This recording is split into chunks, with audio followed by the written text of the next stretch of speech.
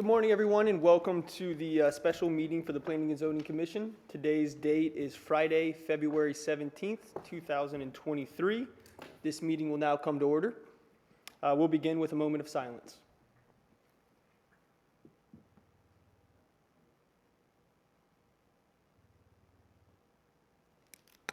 Please stand for the Pledge of Allegiance. I pledge allegiance to the flag of the United States of America and to the republic for which it stands, one nation, under God, indivisible, with liberty and justice for all.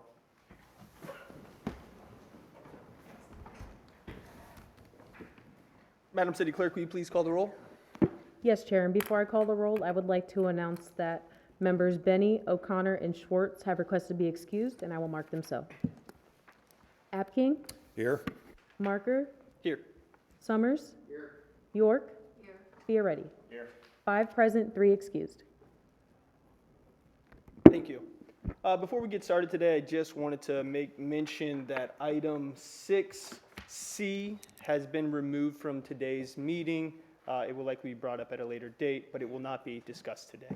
And that's item 6C, ordinance 18-23. So we'll move forward with item 6A, and that is ordinance 21-23. Do we have a presentation from the city? I'll turn over to city staff.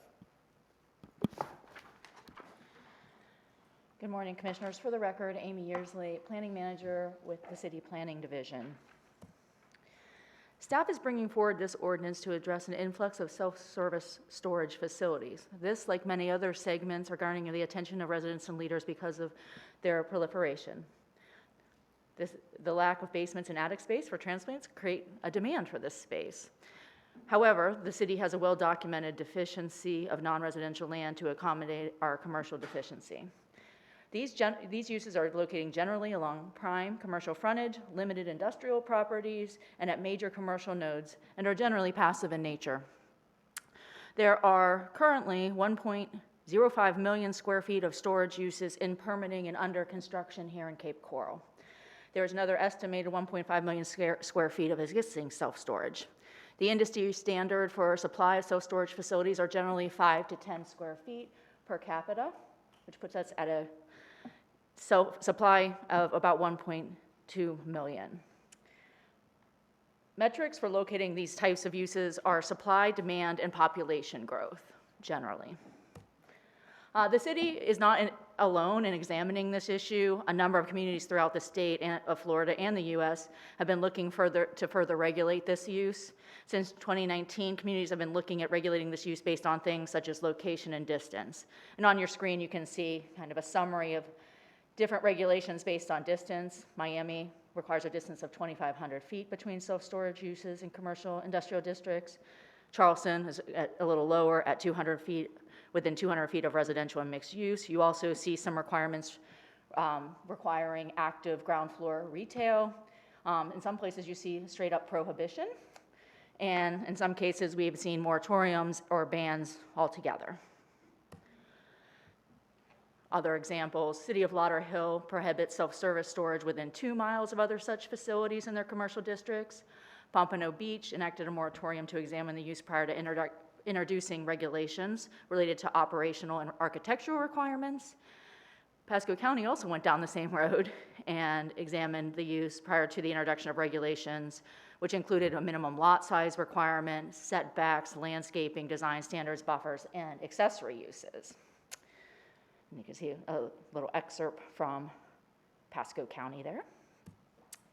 So this is a little hard to read. These are, it's had to be broken into 2 slides as well. So these are existing self-storage facilities as well as proposed self-storage facilities that are in the pipeline. The yellow are ones that are in the pipeline. That's north of Pine Island Road and south of Pine Island Road.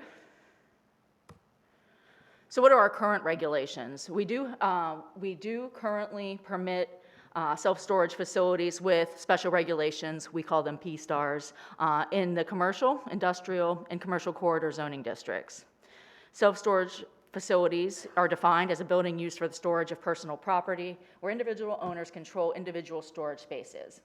It differs from our definition of vehicle and boat storage. If you recall, in the last year or two, we kind of separated those two uses apart. So where you used to see them kind of combined as one use, now vehicle storage is kind of looked at separately and is very limited in where they can be located. They're only able to be located in industrial. Our current regulations speak to screening, architectural requirements, as well as perimeter landscaping.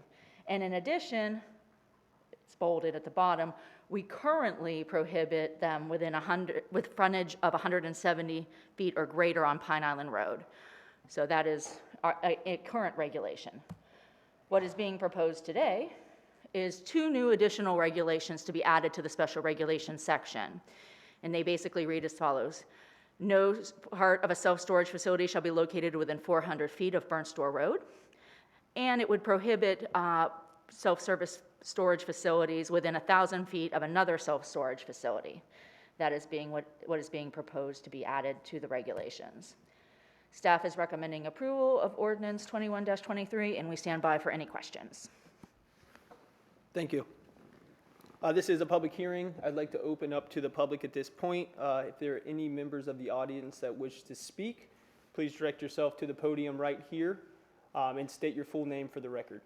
My name is John Karcher, 14 years Northwest Cape Coral. We've got some streets that are real problems right now, like Del Prado. Try going down that in the morning to get across that bridge. Pine Island was stopped. It was going the wrong direction, and this corridor was put into place. We definitely need to keep Burnt Store Road open and wide as a access and ingress, egress access for us. I think the ordinance is going in the right direction. Thank you. Thank you. Are there any other members? Yes. Sorry. Good morning, and Jerry Miller for the record. I think the architectural standards, and I am a developer, I'm working on a self-storage facility in planning within 1,000 feet of another one, which is filled, by the way, and it is a service. Initially, we looked at a shopping center there, retail, but it was not possible because of the access points. It just didn't make sense. So I know they're not popular, but they are beautiful, you know, they're very nice buildings with the architectural cladding and the architectural standards and the glazing and the landscaping and all the buffering and all that don't make them look like self-storage. So I understand what you're doing. I just feel the 1,000 feet is a little onerous in light of it is a service and it is taking a piece of land that's been vacant for many years and with impact fees and taxes. So I like where it's going. I just don't like the 1,000 feet. But thank you very much. Thank you. Are there any other members of the audience that wish to speak? Seeing none, I'll close public hearing. Turn over to the members. Are there any members that have comments regarding this? I see Commissioner Freered. Hey, good morning. Very nice presentation. Thank you.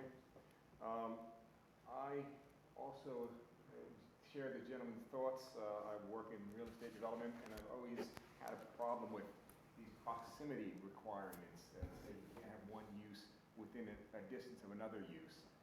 Either a use is permitted in the zone or it isn't.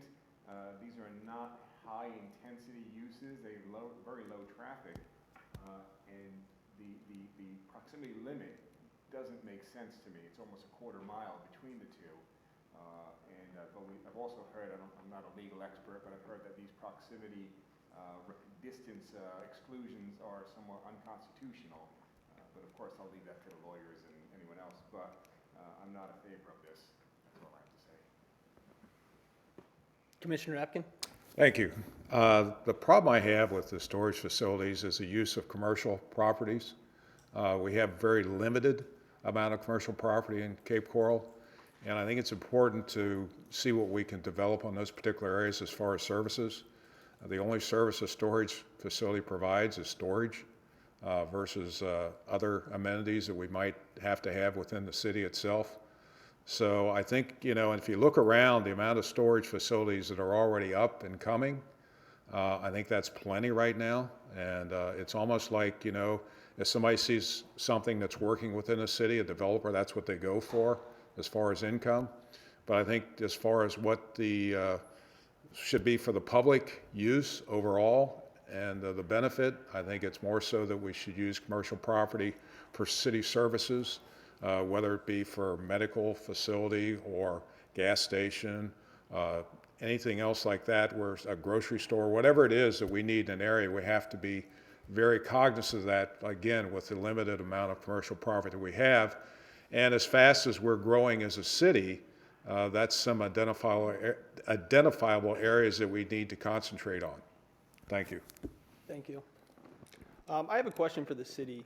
So the ordinance defines facilities. Would that include signage close to the road as well as the actual facility where the self-storage takes place? Regarding signage, we regulate signage based on on-site versus off-premise versus on-premise. So signage could occur closer to the frontage as long as it was a unified development. That makes sense. So if you are doing a commercial subdivision and it was placed towards the rear, then you come in and you would put a signage for the entire site, so. Okay, because I think what we're likely going to see because of the 170-foot requirement is parcels being subdivided and leaving an easement down one of the sides of that parcel to lead towards the back to the storage facility. And I would just want to make sure that this ordinance wouldn't preclude that storage facility from having signage on the road directing back to their facility towards the back portion. Right, that is what you're seeing as a result of the Pine Island change. So right now, we actually have a subdivision in where they've taken the frontage and done commercial and have the self-storage facility in the rear, and they would be entitled as a multi-tenant complex to have signage at the front. Okay, and if they were two separate business ventures, if they separated that parcel out, would that parcel with 170 foot or less acting as a storage facility have the right to have their signage within 400 feet of the road? As a multiple entity site, if it's developed as a multiple entity site, right, correct. Okay. I think that helps. And I do think it is a little concerning to dovetail these two together with the both the 1,000-foot proximity and then the 400-foot from the road, because I do see some credence in the proximity issue. But those are my comments. Do we have any motions from the commission? I'll make a motion to accept the ordinance as written. Motion to approve ordinance 21-23 made by Commissioner Apkin. Do we have a second? Second. Second by Commissioner Sommers. Madam City Clerk, will you please call the roll? Apking, Aye. Marker, No. Summers. Aye. York. Aye. Fioretti. No. 3 ayes, 2 nays, motion carried. Thank you. We'll move on to the next item on the agenda, item 6B. This is ordinance 23-23. Does the city have a presentation? Yes, the city does. I'll turn over to city staff.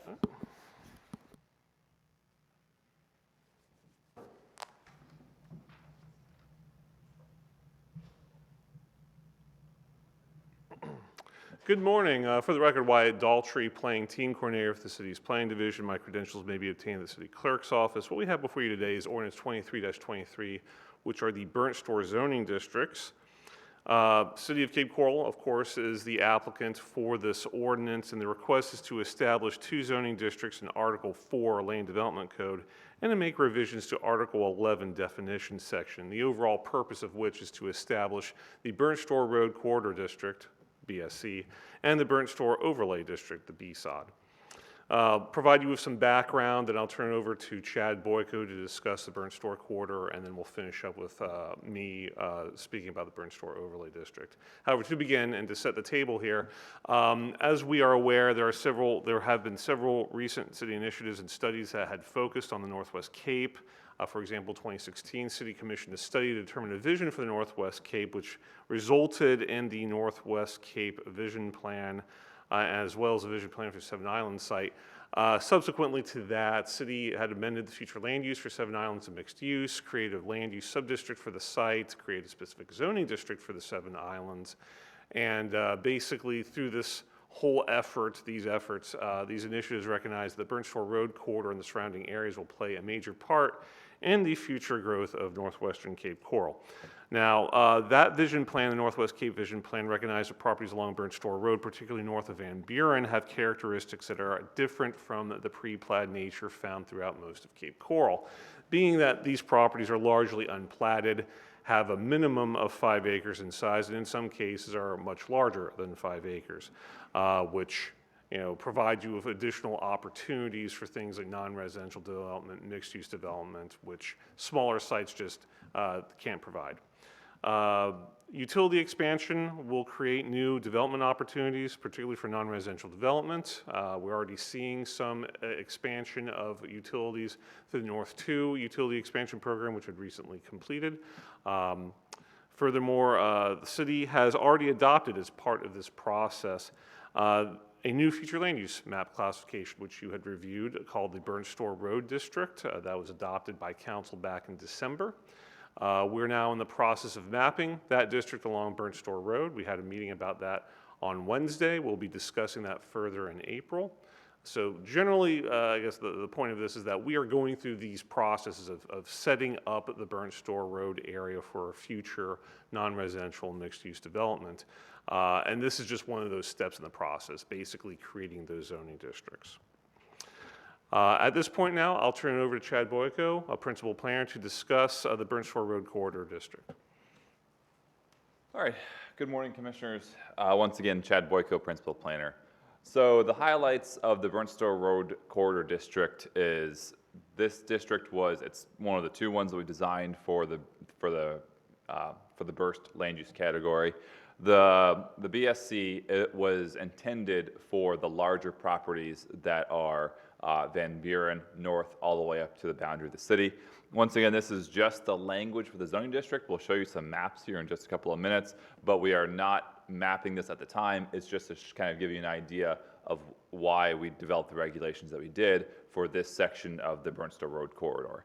So some of the highlights that you have for the BSC zoning district, the intended uses were to allow for commercial, light industrial, and mixed-use uses.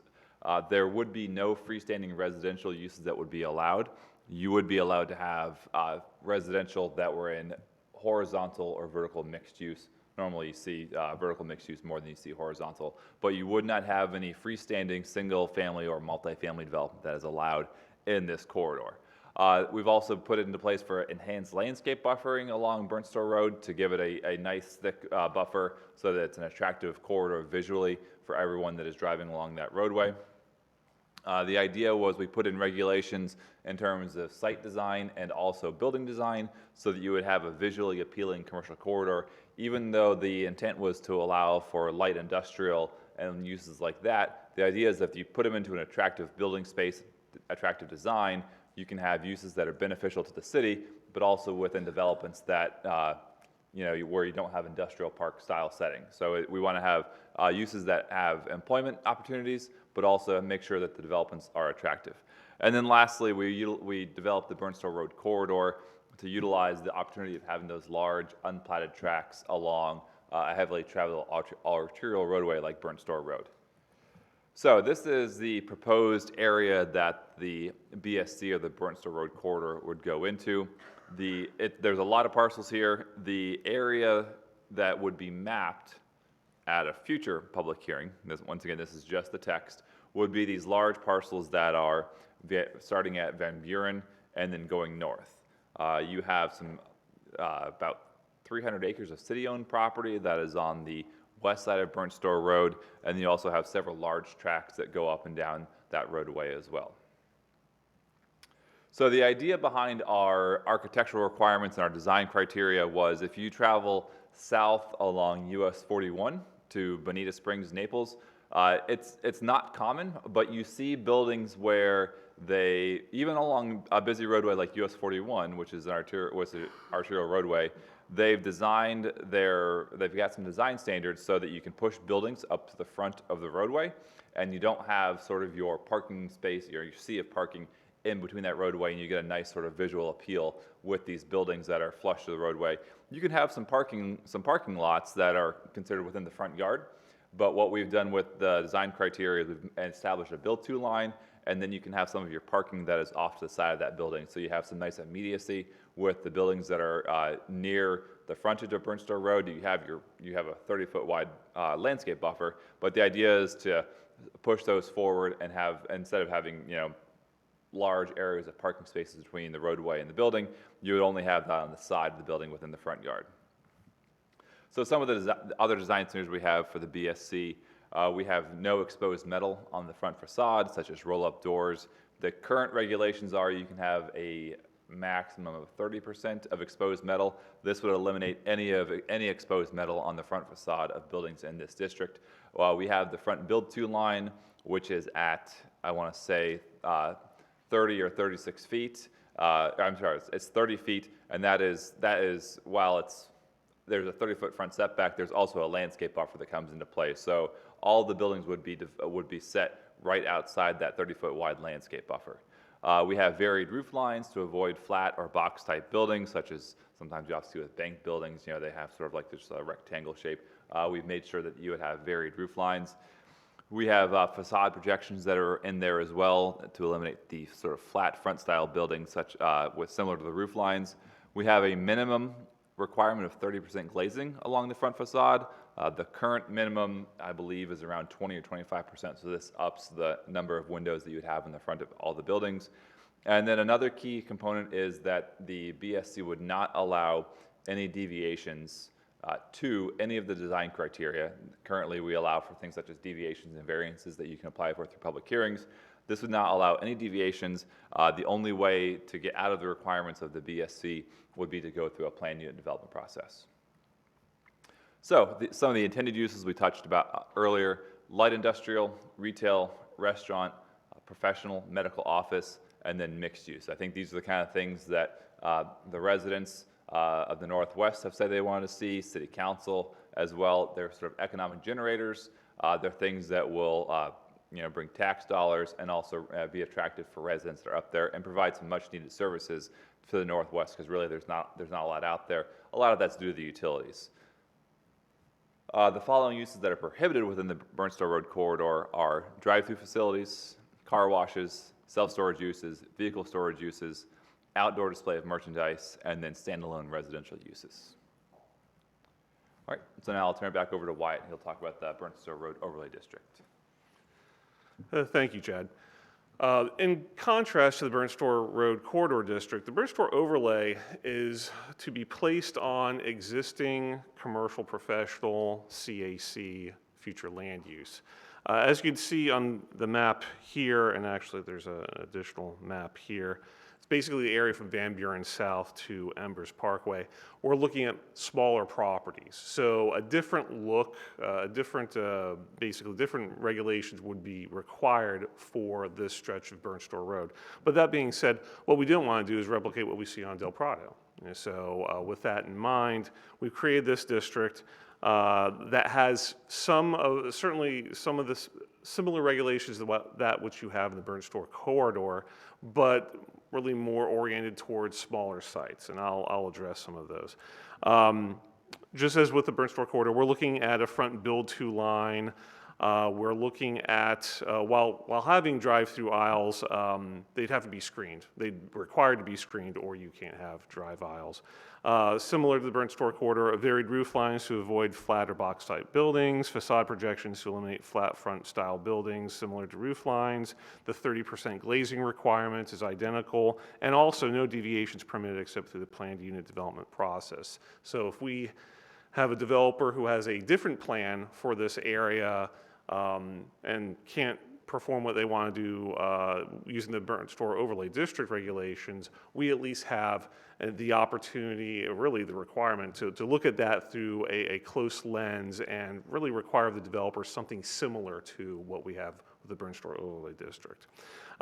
Intended uses, similar, but you'll notice that light industrial isn't included in the Burn Store Overlay District. Again, you saw the maps. These are smaller properties. They are proximate to smaller single-family detached 10,000 square foot lots. So unlike the Burn Store corridor, where there are large properties where you could buffer, where you could fit, some of those, light industrial uses within a larger area and ensure that there's no impact on the surrounding neighborhoods. A little bit harder to do that with smaller properties. So we removed light industrial. Besides, commercial activity center and commercial professional do not permit industrial uses.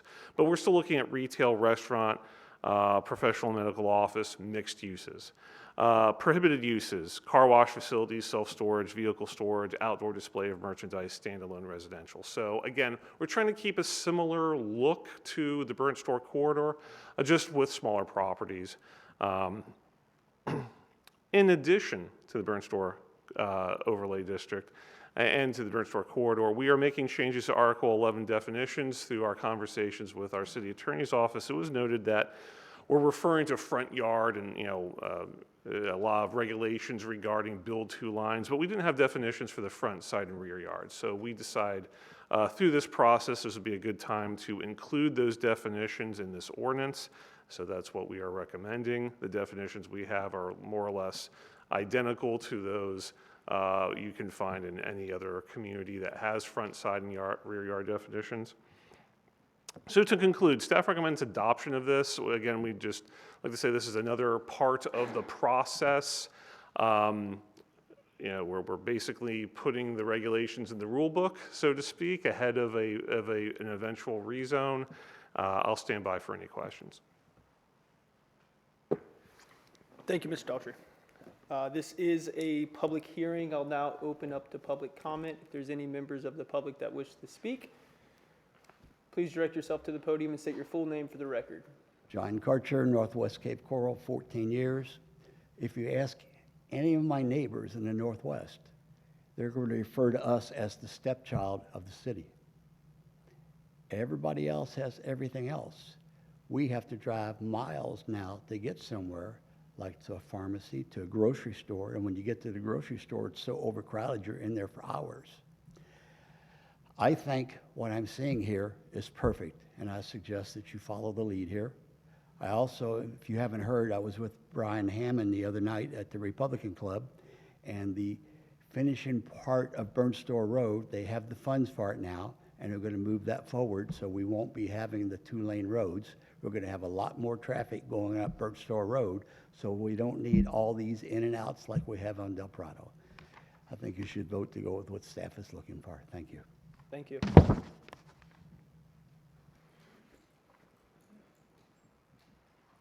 Good morning, Linda Miller, Vice President of Avalon Engineering. I like the plan. The only thing that I have a question on is no drive-throughs. So you're looking at bigger, larger, longer, wider parcels, which would create a normal commercial subdivision without parcels. And we have some uses that are needed up there in the Northwest, like a Starbucks or a Dunkin' Donuts or any kind of even a fast food restaurant, and we would need a drive-through. Whether you condition the drive-through to be in the rear so it's not visible, we could work with something like that. But I think eliminating a drive-through on some of these large parcels could be an issue. Thank you. Thank you. Are there any other members of the audience wishing to speak? Seeing none, we'll close citizens' hearing. Open up to the members. Any comments from the members? One question. Commissioner Fieri? With respect to the question of drive-throughs, Would you turn your mic on? Thank you. with respect to the question of drive-throughs, could they be permitted if they went through the PUD process, or is it completely excluded? Yes, as we noted in our presentation, we were not going to be.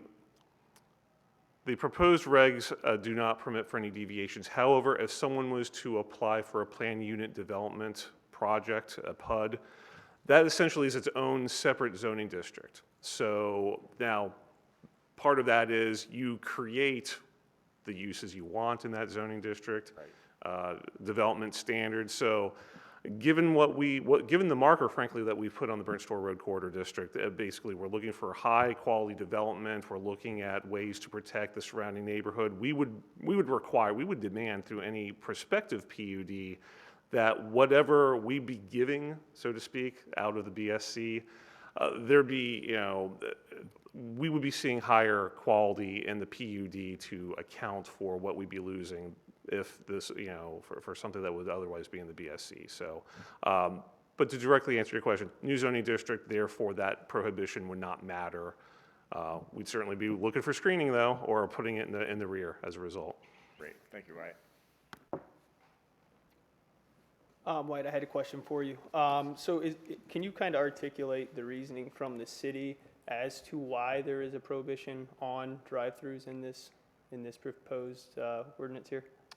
Yes, basically the idea as far as removing driveways was that they're viewed as, in conversations with management, there is basically a conclusion that these are unsightly. You don't want to see basically a chain of cars in lines certainly from the roadway. These larger properties, you're basically looking at more ability for parking, things of that nature. We also, frankly, we're at the stage where in creating the zoning district, we want to put a high bar out there. If it so happens through discussions that we, council or this body wants to recommend putting in, drive aisles in the Burnt Store Corridor District, that is certainly your option. But we figured at this stage we'd make that prohibition now. And if that's something that, again, like I just said, if you want to address and include that, you can certainly make that recommendation. Thank you. And that would be the concern that I would have, is that there is strict adherence to this code that would be required with no variances. So in order to achieve a drive-through, they would have to go through a plan unit development process, onerous. So I would support a motion that has a recommendation to at least review the option of having an ability to have a drive-through. Okay. In the ordinance. Are there any other comments from the members? Motions? Motion to approve. Do I have a second? Motion to approve the ordinance as presented, made by Commissioner Apkin, second by Commissioner Sommers. Madam City Clerk, will you please call the roll? Apking? Aye. Marker? Aye. Summers? Aye. York? Aye. Fioretti? Aye. All ayes, motion carried. Thank you. Okay. We'll move on to the next item of the agenda, which would have been item 6C. As previously stated, that item was removed from today's meeting. Next item is item 7, citizens input. This is a public hearing. If there are any members of the audience that wish to speak at this time, please direct yourself to the podium and state your full name for the record. Seeing none, I'll close citizens input.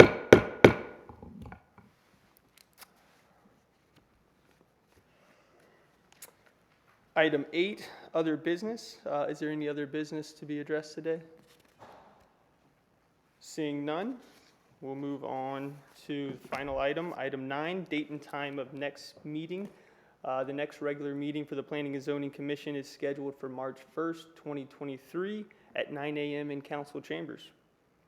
Do I have a motion to adjourn? Motion to adjourn. Motion by Commissioner Apkin. Second. All ayes. Seeing no nays, we are adjourned.